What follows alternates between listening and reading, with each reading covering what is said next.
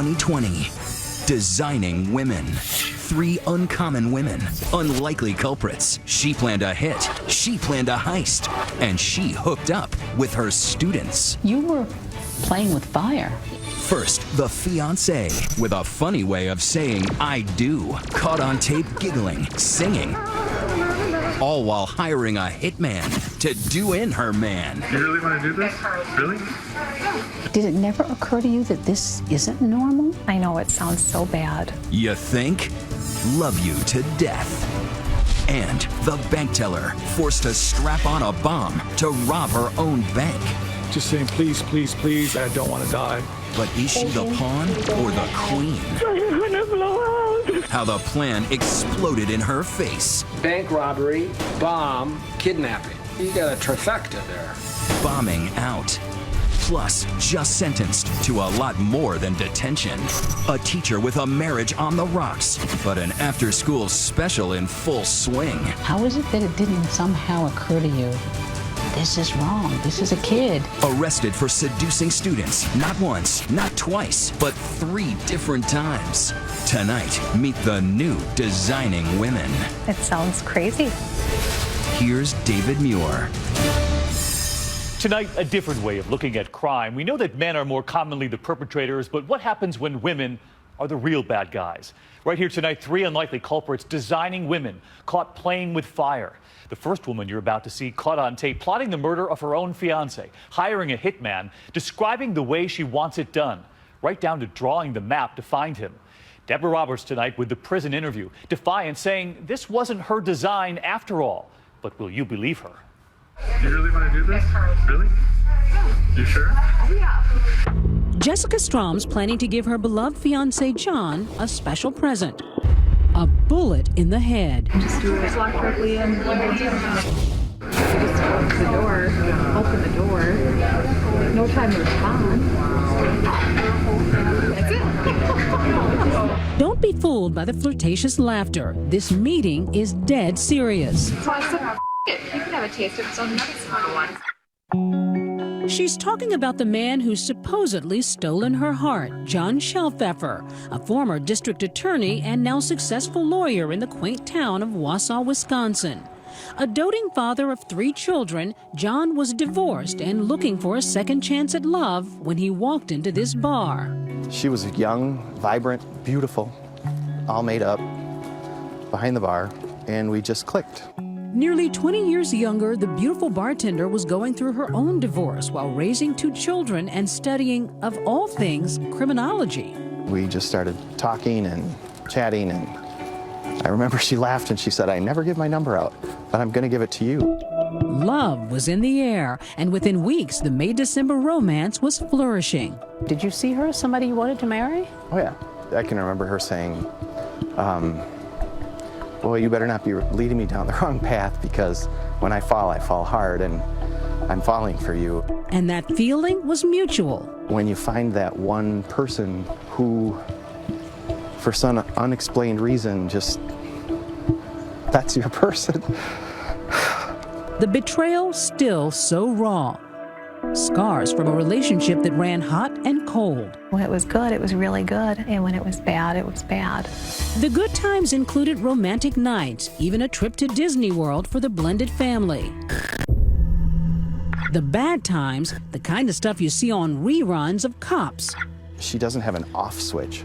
Like, she won't stop. There was some jealousy and some control issues. On whose part? On his part. But John says the problem started with Jessica's volatile temper.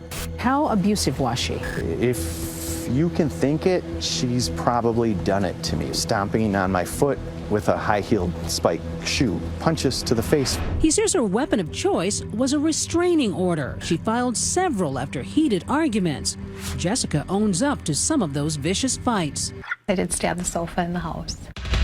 I grabbed a knife and I said to him, I said, if you do not give me my car keys and let me leave, I'm going to slice this couch. I just did a slice, and then he screamed, he threw my keys at me, and I said, thank you.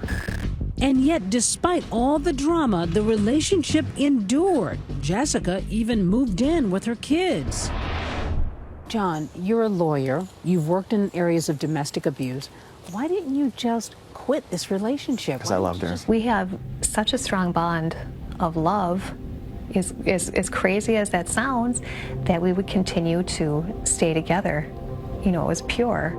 Pure, maybe. Bizarre, definitely. After yet another restraining order hearing, a smitten John actually popped the question to Jessica in front of the judge. He proposed to me on his knee at a court hearing. And a court hearing? He had a restraining order I had filed.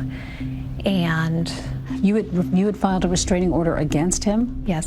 Did it never occur to you that this isn't normal? I'm with my feelings, you know, and he was always there for me. The start and stop love affair went on for 6 years. Until this past winter, when Jessica decided she'd rather plan John's funeral than a wedding. Her chosen hitman, a former classmate from, get this, a criminal justice class she'd just taken. After initially turning Jessica down flat, the man we'll call Alex goes to police. Enter Wausau detective Jennifer Holtz, who took us back to where that first conversation went down. They sat here and she sprang it on him. Would you kill somebody? Right. Would you ever consider killing someone? And he said no. Was he completely blown away by the proposition? Did he say? I think he was, yeah. As of course, he had gone through criminal justice courses with her. But police needed proof that it was a serious murder-for-hire plan. We had him call her, and he said, hey, I wanted to talk to you about last night. Well, I just kind of wanted to talk about what we had talked about yesterday a little bit. Oh, no. Yeah, okay, that's okay. Yeah, I figured you wouldn't want to. This was something she didn't want to discuss on the phone. That was a red flag to us that, okay, this is real. A serious threat. Right. On the call, the two make a plan to meet later that night at this diner in downtown Wausau to discuss the plot face-to-face. So this is where they came for the sting? Correct. And where did they sit? And we had them set up in a booth right here. That's Detective Holtz on the video, angling the secret recording device just so, minutes before Jessica arrives. I didn't know if you wanted to order something or not. And the sting is on. So how's it going? Cold. I know. After some small talk about Wisconsin's winter weather, it's down to the murderous business at hand. Okay, I'm listening. I don't know if you're willing to take the amount of money that I want to do this.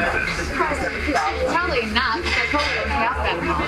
Probably not. If you say like $50,000, that would be half that amount. Could you do 25? No. You could do it for 1,000. For how much? 1,000. 1,000? That's exactly. She offered up $1,000, and she leaned into him flirtatiously, and then also offered sex. Could she really have been serious? I think in her mind that she thought that $1,000 and sex was going to be good enough for him. She goes even further, happily detailing how to get the job done. And that's during your day. He will expect you, or whoever you are. Oh, that's a good idea. Yeah. And then you're right. Just like that. So I would draw you a picture. She's giddy, even singing while digging out a pen and paper to draw her hitman a map. We're going to go in here. It's here. This is his home office right here, directly connected to the garage. And while he's sitting there, then you can just do it. We told him, give her an out. In fact, he asked her that several times. Are you serious? Are you sure about this? And he even asked her, you know, if you're in a bad relationship, why don't you just leave? I keep thinking, you can just walk away from this. I'm going to be satisfied. I'm going to be satisfied. I won't quit. That is true love. One twisted brand of true love. When we return, Jessica has some explaining to do. Can't see anything without getting taken completely out of context. And guess who she'll turn to for help? Honey, I don't know if you can do anything. And then my body started to shake. You've got to hear this.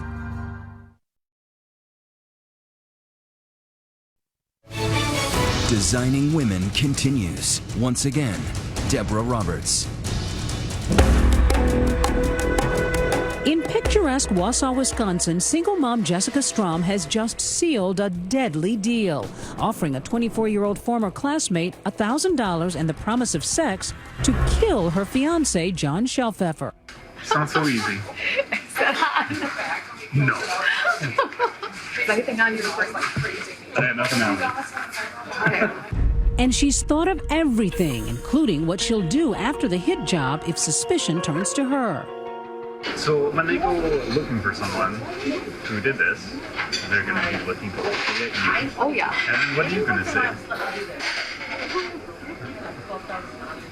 Just... That's what, yeah. Is she for real? When you saw the tapes, was there any doubt in your mind that this was a full-fledged plot to kill her fiancé? Absolutely not. We watched it at our office, and we were all just completely floored by the context of the conversation and her demeanor. Detective Jennifer Holtz had seen enough and confronted Jessica at her house with her kids asleep upstairs. When the police showed up at your home, what did you make of that?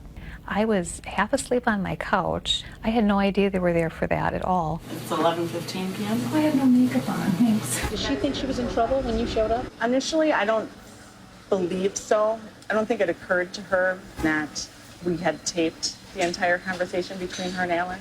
I've been with John for 7 years, and he's done things to me, and I've done things to him too, but it's not like we want to literally kill each other. Well, you seem like a very smart girl, woman. Smart enough to realize that your entire conversation was recorded. Mm-hmm. And what you're telling me is not true. And when you learned that the conversation had been recorded? Then it came back to me that, oh, okay, this makes sense why they're here. But at the same time, it wasn't real that it was happening. Jessica tells investigators she thought the meeting with Alex was about something much more mundane than murder, saying she was hoping her tech-savvy former classmate could help her sort out Wi-Fi problems. I asked him, you know, can you help me with this internet? And he's like, oh, sure. How did the idea of killing John even come into the conversation? He was frustrating me that earlier that week. But I do know that I said something like, well, you could kill him if you wanted to. But I've seen the tape, and nowhere on there do you talk about the internet. It was all talked about before, and that's what I had believed. That's why I was beating him for. So you're saying this was all a big misunderstanding? Yes, yes. Even though you offered money to someone, gave your fiance's schedule, drew a map of his house. Yeah, he knew it wasn't serious. Certainly, you're not joking when you begin to draw maps and make comments about how now your fingerprints are on this map. Never. I love that man, and I would not kill him. No. But yet you're asking this guy to do it. I know it sounds so bad. What did you think about the idea that she wanted to have you killed? At first, I didn't believe it. I thought it was a joke. And then my body started to shake. After he calmed down, John watched this video of his soulmate plotting to end his life. Take 3 minutes. What do you feel when you look at that tape of yourself? I feel taken advantage of. You feel taken advantage of? I feel taken advantage of. I Even really though do. you're the one who's leading him. He actually led to the conclusion of it all. He's carrying on the conversation. I'm just kind of nonchalantly laughing and singing. But to even come up with a price, $1,000 plus sex. That's nuts. To kill the man that you love? That's nuts. That's crazy. And, you know, unfortunately, I'm sitting here as a product of that. Here, meaning the Marathon County Jail, where Jessica has been collecting her thoughts since that night police came knocking. Scared and alone behind bars, she reached out to the one person she knew would answer. I called John first, who's my first call. Honey? Why are you in jail? I'm in here because I said to somebody that I wanted to kill you. I said it as a total joke. I don't know if you can do anything. I don't know that it's in my place to help you. Okay, what can you recommend that I can do, honey? I'm not getting involved. I am staying out of it. You need to call your attorney. But these days, John's had a change of heart. Next day, she calls and says, you need to help me. This isn't real. You know, and 6-7 months later, I come to the conclusion that is the truth. So you don't think she intended to have you killed? No. Though John may not have believed his life was ever on the line, a judge did. It's a serious crime. And last month, Jessica accepted a plea deal for solicitation to commit first-degree intentional homicide. That will keep her in prison for at least 3.5 years. At her sentencing hearing, she blamed who else but John. I stayed doing what I was always doing, trying to please John. John physically abused me. I'm afraid he will not leave me alone. Do you wish you hadn't planned John's I didn't murder? plan. I did not plan it at all. Never. I shouldn't have said those things. But after all the sex, lies, and that videotape, after all the 1,000 reasons why this affair should have ended long ago, the two ill-fated lovers still feel that spark. Do you still love John? Very much. Very, very much, with my whole heart. I do love Jessica to this day. Still? To this day. In spite of everything? Because I attribute her negative behaviors to mental illness. Do you still want to be with her in the future? I would say, yeah. And believe it or not, Jessica's also leaving that door open. And when you leave prison, will that relationship ever resume again? Probably not. Probably not. Yeah. Oh, that crazy thing called love. If you love someone in your heart, you know, how can you make those feelings go away? So do you believe this was all a joke? We're on Twitter. Use the hashtag ABC2020. And when we come back here tonight, another designing woman, a teacher with a confession on camera. She wasn't after just one student. Prosecutors say there were several. Next, the married teacher with designs on her students. Number of victims, 4. How did it go from just hello to more? And more is putting it mildly. Or are there any other students? Hanging with Mrs. Cooper when Designing Women returns.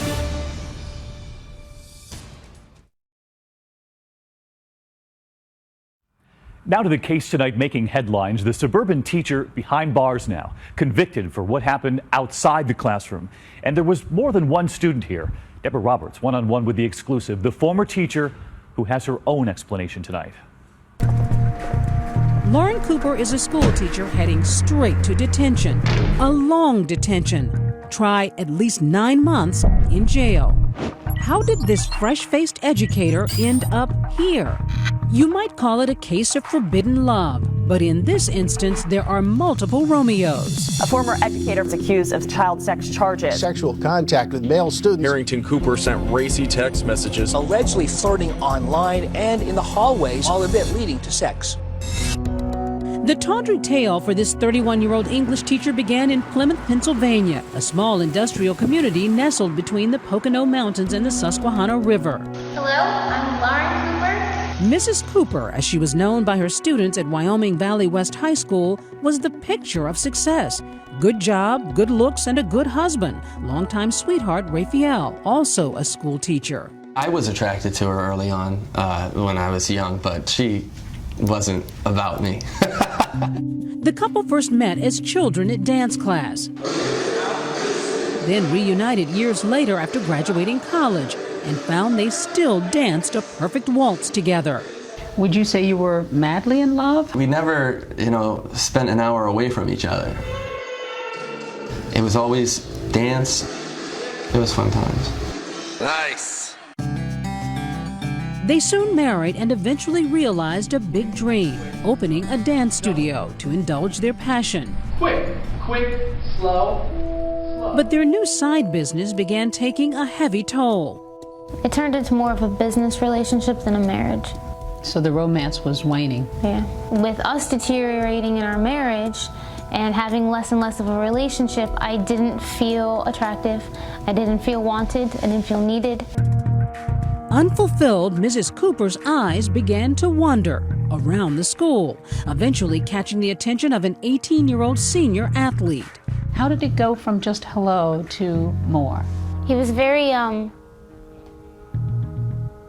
convincing in terms of making me feel good about myself. What did he say? Remarks about my appearance. You're hot? You're pretty? Yeah, both of those things, yes. Like a typical teen, the boy professes his adoration publicly, posting on Twitter, "Mrs. Cooper looks good." Then privately, the flirty messages go further. He was bothering me to pick him up. Let's go for a drive, you know, and for a long time I said no. Cooper eventually gives in, meeting the teen student near his home in her car, where they have sex. Detective Chaz Ballo later investigated the case. We're at the Dana Street Elementary School, which is one of the locations that Harrington Cooper brought victim number 1 to have a sexual relationship with. There's another one where they were in a church parking lot. The boy would later admit to at least 3 sexual encounters with Mrs. Cooper. It wasn't just a physical connection. What is it that an 18-year-old could do for you besides the physical? As crazy as this might sound to some people, he's very intelligent. I could have real conversations with him about real life issues. But how is it that it didn't somehow occur to you, this is wrong, this is a kid? It did, but it was hard to break away from it. But the bond would be short-lived as the whirlwind 6-day romance came to a screeching halt when the boy's parents found sexually explicit messages between him and the teacher. The stepmother was a wreck, absolute wreck. The school officer on duty, Gina Katowski, questioned the married teacher. And she told us everything that happened. She had had intercourse with him. Her demeanor was shocking to me. It was matter of fact. She couldn't believe that she was there. She didn't realize she did anything wrong. So when you were found out, what went through your mind? I thought, okay, I'm losing my job. It didn't hit me how big of a deal it was until I went to be fingerprinted mugshot at the police station and all the cameras were there. Lauren Cooper was caught. In Pennsylvania, teacher-student relations is a felony. Hours later, she was out on bail, but the next month... For the second time in less than a month. Arrested again this morning, charges of institutional sexual assault. Another victim had picked her up. They parked and made out and had some inappropriate touching. This time accused of sexual contact with an underage student, just 17 years old. There was another student. Allegedly. The reports that there was another boy that you had sex with. Yeah, not true. The initial boy was getting a lot of attention, and some other people wanted to be cool as well. So I think it was like a bandwagoning type thing. But police point to this text as proof that there was another relationship, with Mrs. Cooper writing, what 17-year-old doesn't want to have sex with his 31-year-old teacher? And my impression is that, from talking to the victim and Harrington Cooper, was that she was strictly just looking for affection. She was very aggressive, very straight to the point. When police learned of that encounter, Cooper was once again arrested and once again marched in front of those TV cameras. Lauren, are there any other students? Shame, guilt, embarrassment? All of that. And the hits just kept coming. They certainly did. Incredibly, just 3 weeks later, it's deja vu. 2 more students have come forward. More charges. Total of 4 male students. More boys, more accusations, more criminal charges. And while the English teacher's demeanor has gone from scared to defiant, her husband, Raphael, is just dumbfounded. When you heard that she had betrayed you with teenage boys, how do you respond to that? It was rough, you know, getting up every morning trying to even go to school and teach. And then I'm finding out, you know, in the middle of the day that my wife's being arrested again on another allegation. This third arrest involved 2 students, one 16, another 17, who claimed Cooper flashed her tattooed breast at them. But according to police, some of her actions were even more brazen, downright predatory, some might say. She not only was victimizing the students, I mean, she's using other students to hook her up with someone that she finds attractive or hot, as she would refer to it.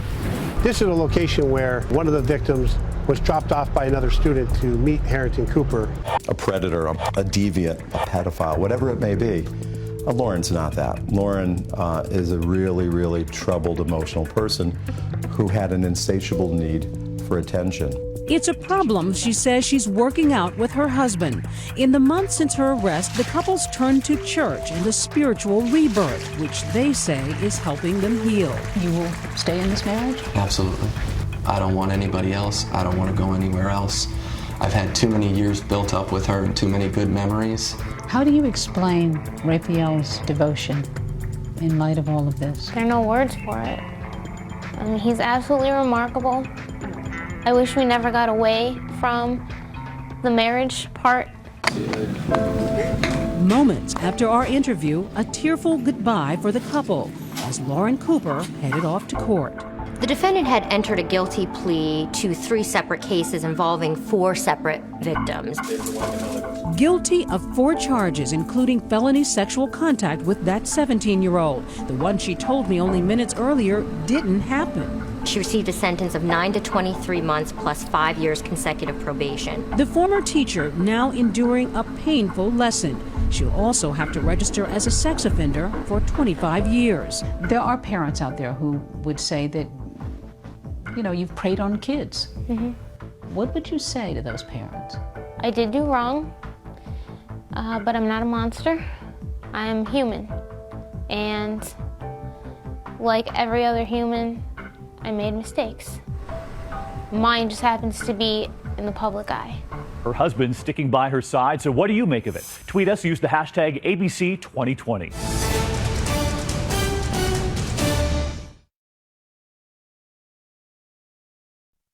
Now to a brazen bank robbery caught on tape. The horror playing out, the woman terrified, a bomb strapped to her body. But watch closely tonight as this unfolds. Who really designed this plan? Here's Jay Shadler. The sun's coming up over East Los Angeles, and a bank heist is going down. Breaking news out of East Los Angeles, kidnapping and robbery at a Bank of America. A longtime bank employee has been kidnapped, strapped with a bomb, and forced into robbing her own bank. Why can't I have something strapped to me? Can you hurry? I'm so scared.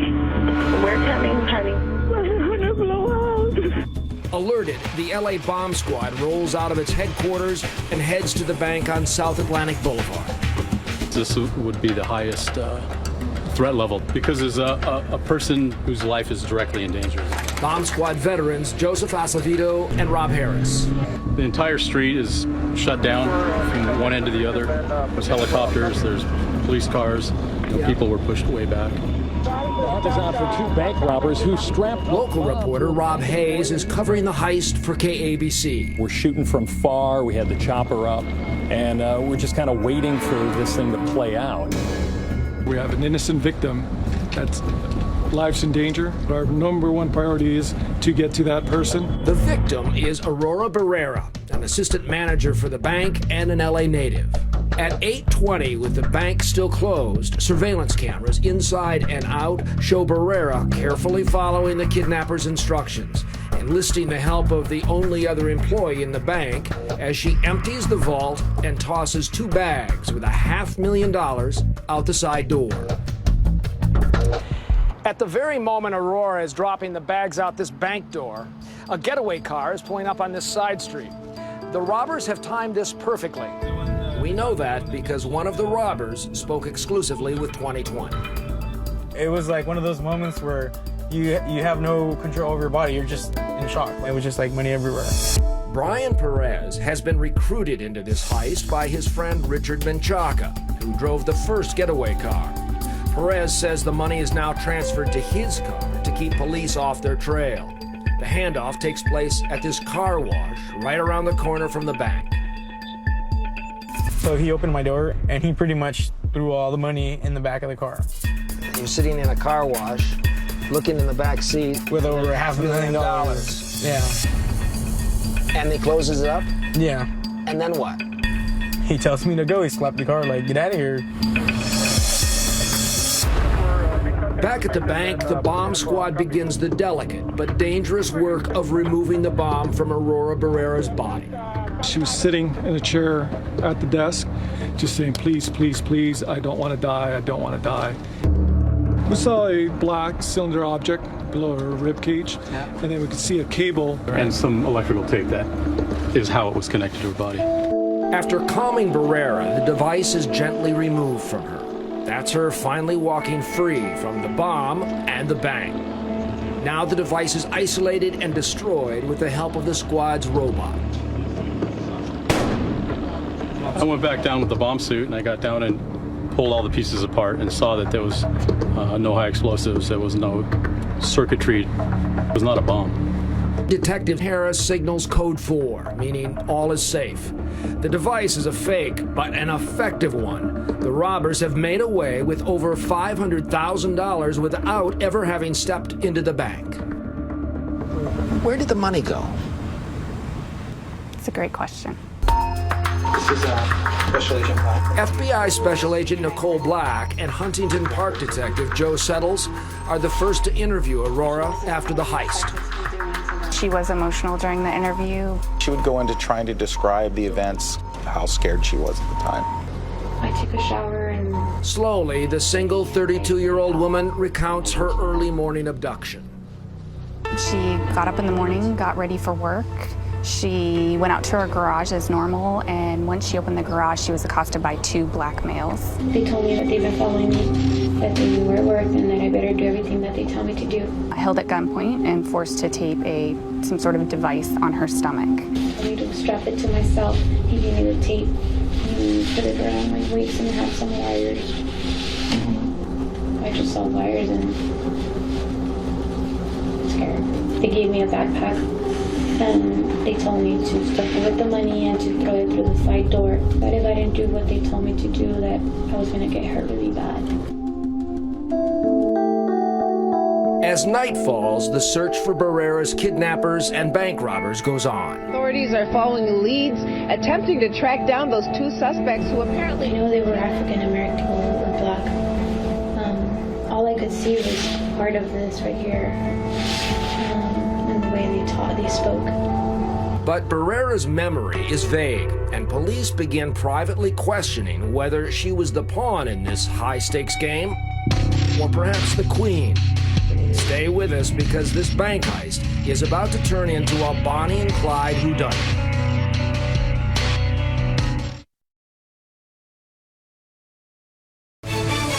Once again, Jay Shadler and more designing women.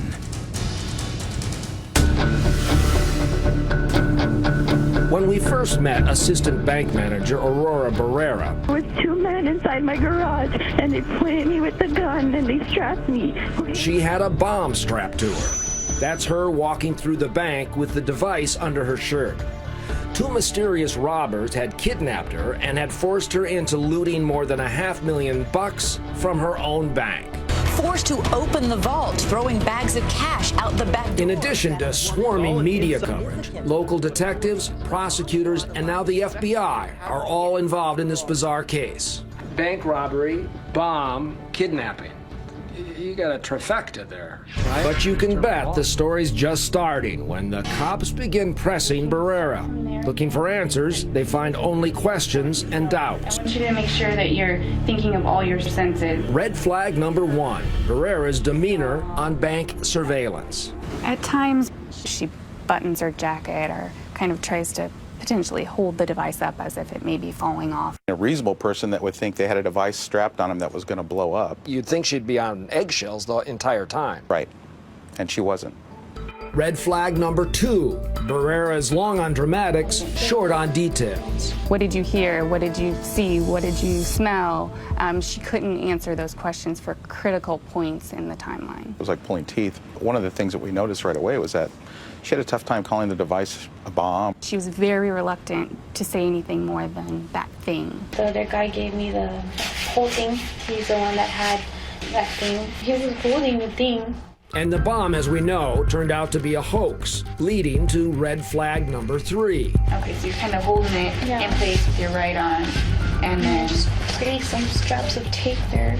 Barrera says the electrical tape used to attach the device was torn with her own hands. the tape stretches when you try to tear it.